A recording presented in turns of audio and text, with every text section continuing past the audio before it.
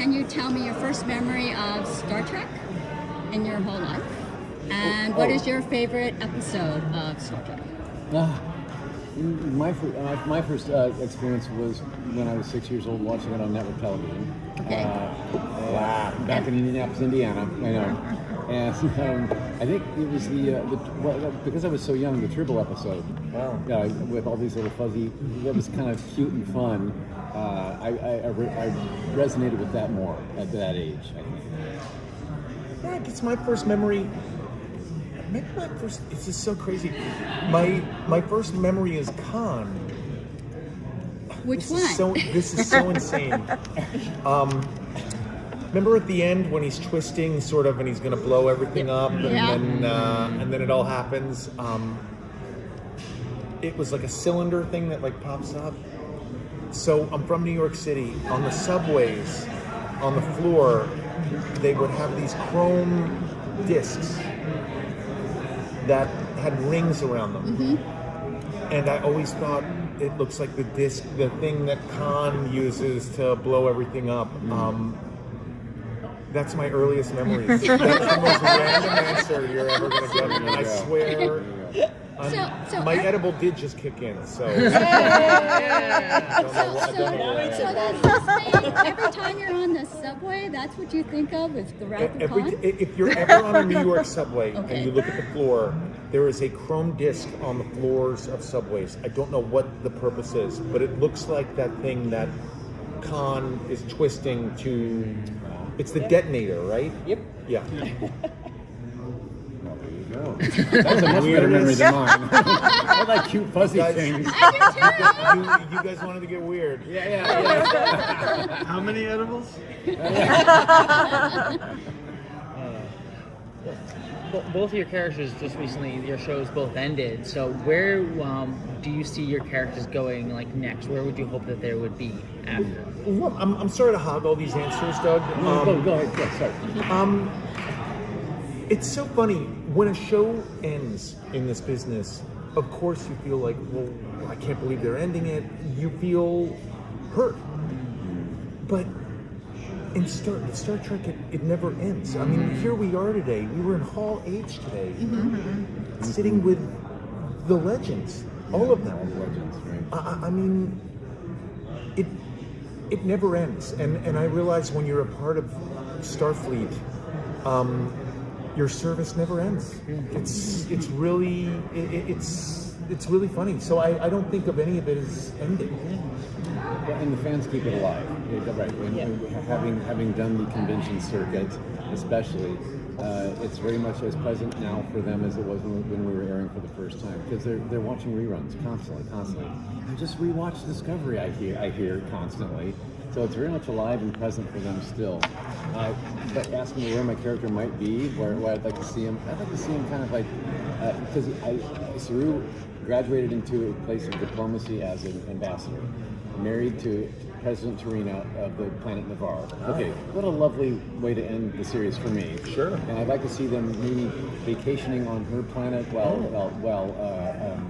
maybe doing guest speaking at the Academy here and there. Yeah. Can you see it? Yeah, I can see the vision. Doug hasn't thought about this at all. Look, I have 5 episode pitches. I wanted love for Saru from season 1. I was like, is there any way to have a love interest for this Kelpian character? What a perfect match with a dignified Vulcan lady. We both had the same sort of poise and diplomacy. And a very strong sense of duty, both of us. So I thought it was a very good match. And neither of us had ever been in love before. It was kind of a first love for both of us. So we had that teenager, like, I don't know how to do this kind of vibe about us. That was adorable, I think.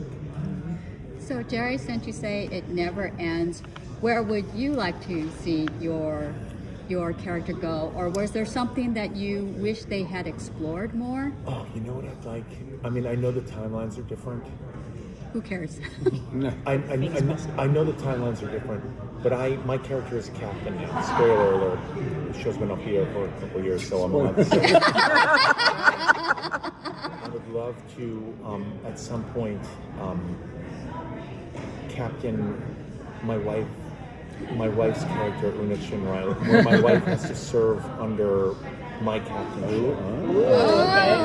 And would there be some bickering? No, there would be a lot of sexual tension. I'm sure there is a fan fiction for that. We don't condone that sort of stuff in the workplace, but definitely be some sparks. I mean, Okay, every okay. episode of Star Trek has the characters get horny and want to have sex episodes. So it'd be perfect.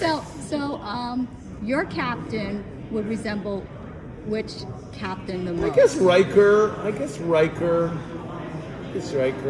You know, swinging legs over chairs. Good facial hair. I guess Riker. Yeah. I mean, And what do you think your wife would say to this? My wife and I love working with each other. Okay. We have a Okay. we enjoy it, and you know, But would she like to be captain over you? well, she isn't the captain, so that's not her.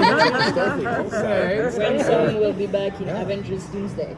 Exactly. But it's a real family affair for my wife and I, you know.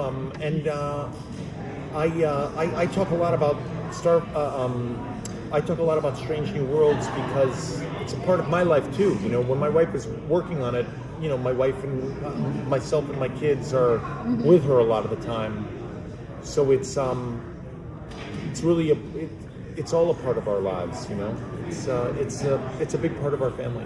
So, do your kids, do they have a favorite Star Trek series? You know what's funny is I have a niece who is 5, and we had the new episodes of Strange New Worlds that we were streaming before my wife did press for all this. You know, I think only one episode is airing right now, the first episode.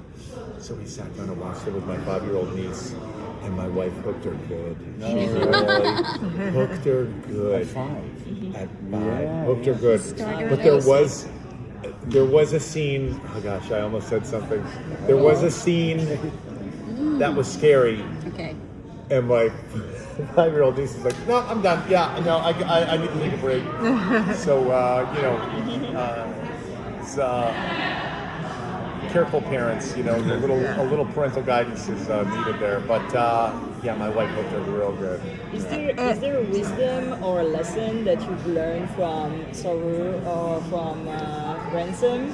It's not engage the poor, something else. Right. Something you take away from that character with you.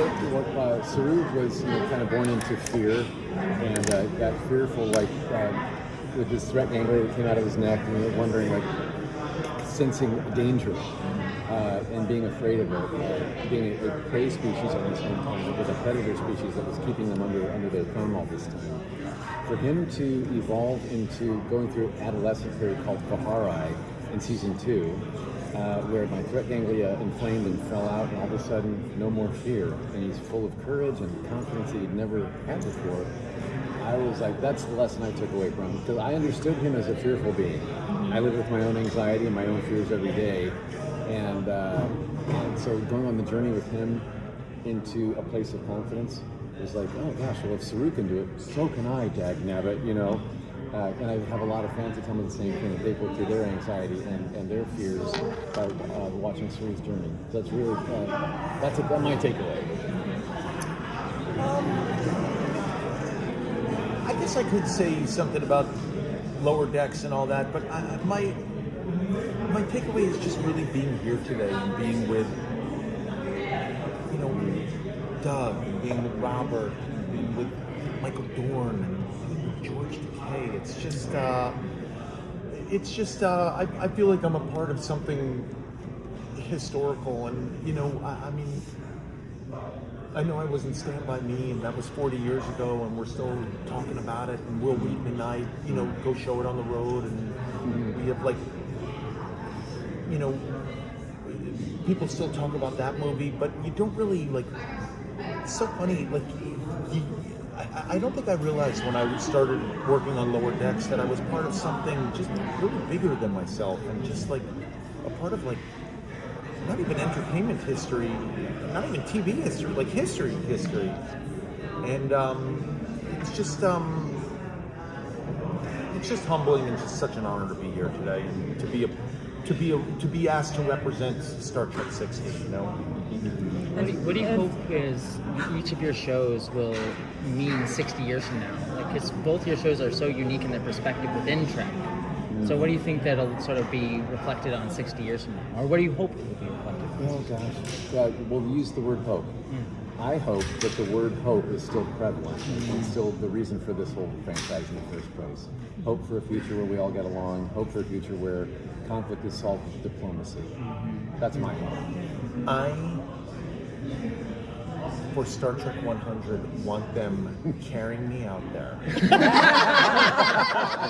I'm not joking. Star Trek 100. I'm going to start to take fish oil, CoQ10, whatever I got to take. First and contact. I'm going to make it, what? First contact. So 2060. Right, first contact. Yeah, I want- it's coming soon, yeah. I want Star Trek 100. I want them to, Be around for that. yeah, Okay. I want to Let's be go. around for that. I'm going to be long dead by then. I will be very old. Yeah, I'll be 106. That'd be I mean, fun. And Doug, you spent a lot of 5 seasons in prosthetic. How did you feel that last time wearing it? Child, can I tell you, having that makeup taken off for the last time was documented on film and will be in my documentary. that Oh, we done. awesome. We actually had they got permission to come record my makeup and removal that day. Cool. And when I took it off for the last time, I always had Whitney Houston playing in the makeup trailer. That was my request. What do you want to hear, Doug? Whitney! So, Singing exactly what? well, with somebody, but it was playing when they finally took it off, and I took it went on in 4 pieces, but it came off in 1 piece. It stood up the back and take it off this way, with remover getting all the heat, and it was all one big mass piece. I held it on my hand, and Whitney's was singing. I will always love you. Are you kidding me? Could there be a more perfect moment? So I'm sitting there looking at Suru going, and I will always love. They filmed it. So we're hoping to get the rights to that song so it can be included in my documentary. Whitney Estate, make it happen. Yes. I don't know if we're clamped doing it, but in that moment, because it's like, I spent a long time with this guy. Yeah. And that was the last, right now, that's the last prosthetic I've worn in a while. It's been a couple of years. I've been leaning into more human characters now. I'll never say never. If there's another good monster with a good director and the right Betty Shark, let's be honest. I would be fun to do it again. But that was kind of like a goodbye of sorts, Yeah. and a turning of the page that meant a lot to me. Can you give us a rating in terms of difficulty of the different prosthetic Suru was characters? easy. Suru was super Suru easy. was super easy. He went on in 2 hours a day. That's so, as opposed to the longest of it was 7 hours a day for Abe Sapien in the first Hellboy. By Hellboy 2, they got it down to 5 hours. So, you know what I'm saying? That's what I'm used to. So 2 hours, that's easy. Okay.